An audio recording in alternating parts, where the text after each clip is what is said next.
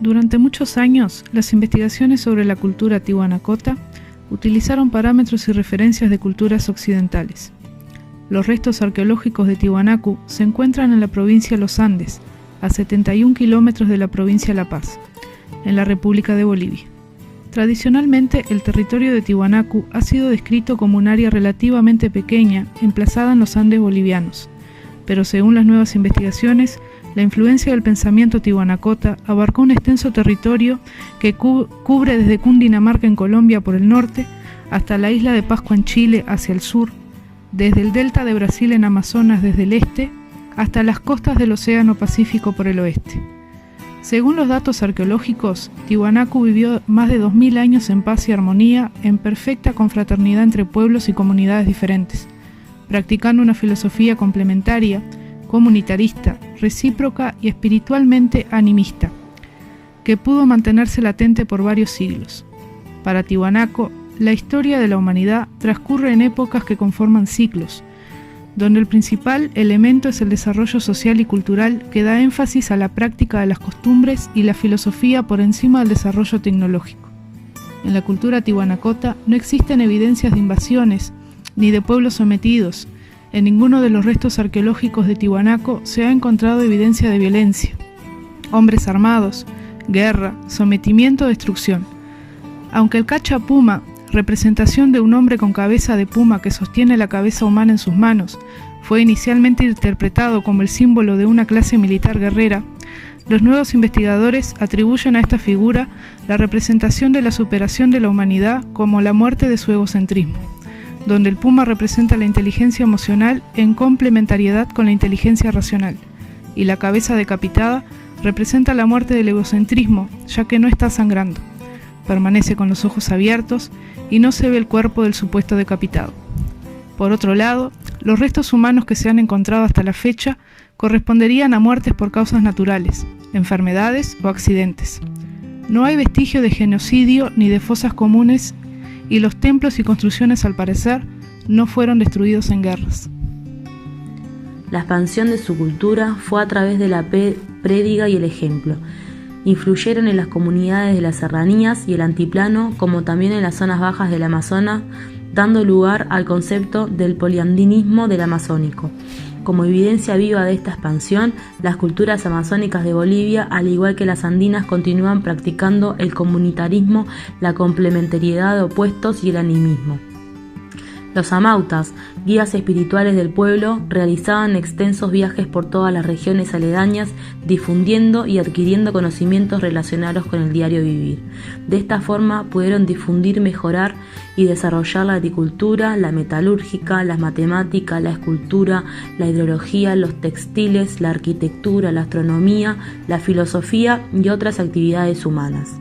Aunque todavía se desconocen los motivos de su desaparición, una de las hipótesis plantea que Tiwanaku se separó en el año 900 de nuestra era, formando a los señoríos aymaras que se encargarían de continuar la difusión de la filosofía andina hasta la aparición de los incas en el año 1200 de nuestra era.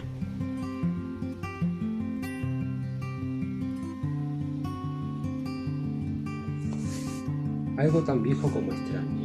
Testimonio de una cultura desaparecida que para los arqueólogos es la madre de otras muchas culturas del altiplano, pero que a los ojos de investigadores menos comprometidos es la más antigua y fascinante cultura del planeta. En la misma ciudad de La Paz, en un museo instalado al aire libre, algunas piezas procedentes de las ruinas se desintegran lentamente bajo el efecto de la contaminación. Son el anticipo de lo que el viajero encontrará varias decenas de kilómetros más allá, en la vasta soledad del altiplano boliviano. Incrustadas en una plaza de intenso tráfico, ajenas a la ciudad y su ritmo, las piedras agonizan tristemente. Dicen que Polonito Ganet, esta cultura de Julieta Tahuancó, llora cada noche llorando su antiguo emplazamiento. Aunque su rostro, impasible y enigmático, no deja adivinar ningún sentimiento, como otras esculturas de Tahuancó, a nadie recuerda, a nadie parece. probablemente porque representen seres míticos que ya eran leyenda cuando Tiahuanaco fue edificado. No son reyes ni guerreros, son los viejos dioses de la Altiplano. Algunas otras esculturas ya están tan deterioradas que ya no es posible imaginar que representan lo primitivo y distante, como si procedieran del más lejano pasado. Pero trabajadas con tal perfección, con tan rotundo dominio de la piedra, que uno piensa si no poseyeron técnicas que las culturas posteriores olvidaron. Ornamentos que responden a un concepto estético diferente o reflejan una arquitectura incomprensible. Copiados después por otros pueblos americanos, sin saber, como nos sucede a nosotros, en qué ideas se inspiraron o a qué función se destinaba. Pero Tiwanaku es mucho más de lo exhibido en ese pequeño museo. Es el lugar donde convergen los más grandes misterios norteamericanos. A 4.000 metros de altura, el oxígeno es escaso y las plantas apenas prosperan. A pesar de esto, se gestó una cultura que levantó en honor a sus dioses un prestigioso santuario. Hoy apenas queda algo de lo que antes fue. Solo una tercera parte permanece en su sitio, pero es suficiente para intuir la grandeza que tuvo en otra época.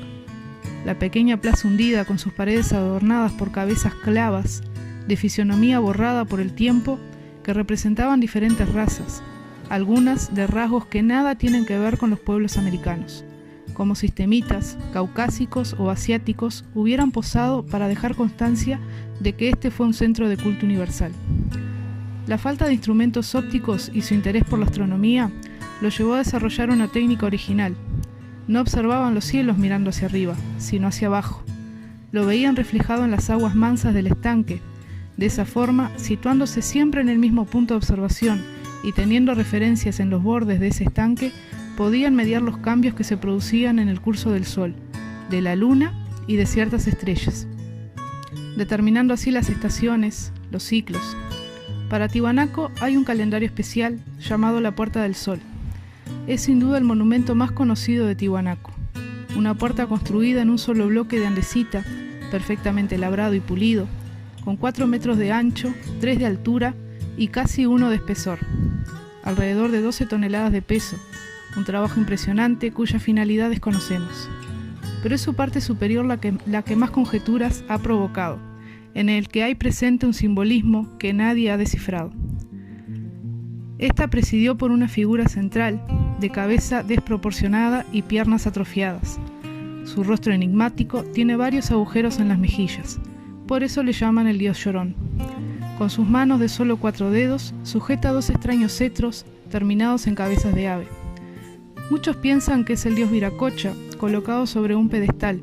A ambos lados de él, 48 figuras distribuidas en 3 hileras, todas ellas mirando hacia el dios llorón, 24 a cada lado. Las hileras superior e inferior son de hombres alados, cubiertos con una corona en sus manos, también de 4 dedos. Llevan un cetro adornado como la corona con cabezas de ave. La hilera central es parecida, pero no son hombres sino pájaros, aunque de extremidades humanas, y sus cetros son también distintos. Abajo del todo, en la parte inferior del friso, hay otra hilera de figuras en las que predominan cabezas radiantes, posiblemente el sol, y en los extremos 2 pequeñas figuras llamadas los trompeteros.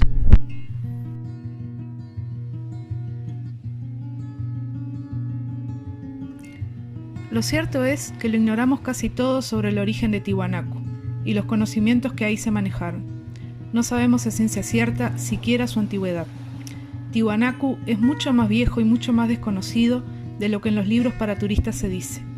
No existe una técnica que nos permita saber cuándo esas piedras fueron labradas y pulidas. Están ahí, derrumbadas por quién sabe cuántos terremotos. Tienen talladas pequeñas ventanas, puertas, nichos, cuya función no entendemos. Son como el entretenimiento de gigantes que se hubieran vuelto niños, y gigantes debieron ser, pues solo así se entiende que manejaran tan colosales piedras. Fueron arquitectos y constructores prodigiosos, en tal medida que pese al destrozo que unos y otros han hecho en las ruinas y la ausencia de las 2/3 partes de las piedras, lo que queda es en sí mismo irrepetible. La historia está empeñada en demostrar que el hombre antiguo, además de fanático, era un necio. Pasó siglos levantando enormes templos con piedras gigantescas y en lugar de hacerlo cerca de las canteras, se empeñó en construirlos a decenas o centenares de kilómetros del lugar de donde extraían las piedras. Es esa una de las locuras que llama la atención cuando miramos hacia el pasado. ¿Quiénes eran? ¿Por qué representaban a sus dioses o a sus sacerdotes de forma tan extraña, tan poco humana, tan distante y tan fría? No hay forma de explicar la presencia en Tiwanaku de piedras como estas. Sin embargo, ahí están, desafiando nuestra imaginación. La única conclusión razonable es que para ellos no suponía un problema tan grave como lo imaginamos, que poseían una técnica para hacerlo, una técnica que no ha trascendido, que murió con ellos.